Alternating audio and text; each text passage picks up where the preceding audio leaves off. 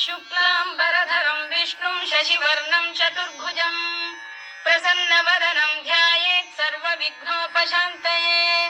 व्यासं वसिष्ठनप्तारं शक्तेः पौत्रमकल्मषम् पराशरात्मजं वन्दे शुकतातं तपोनिधिं।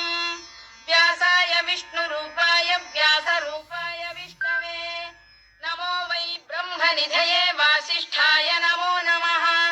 अविकाराय शुद्धाय नित्याय परमात्मने सदैकरूपरूपाय विष्णवे सर्वजिष्णवे यस्य स्मरणमात्रेण जन्म संसारबन्धनात् विमुच्यते। नमस्तस्मै विष्णवे प्रभविष्णवे।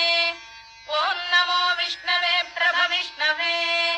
श्रीवैशम्पायन उवाच श्रुत्वा धर्मानशेषेण पावनानि च सर्वशः युधिष्ठिरः शान्तनवं पुनरेवाभ्यभाषत। युधिष्ठिर उवाच किमेकं दैवतं लोके किं वाप्येकं परायणम् स्तुवन्तः कङ्कमर्चन्तः प्राप्नुयुर्मानवा शुभम्। को धर्मः सर्वधर्माणां भवतः परमो मतः किं जपन्मुच्यते जन्तुर्जन्म संसारबन्धनात्।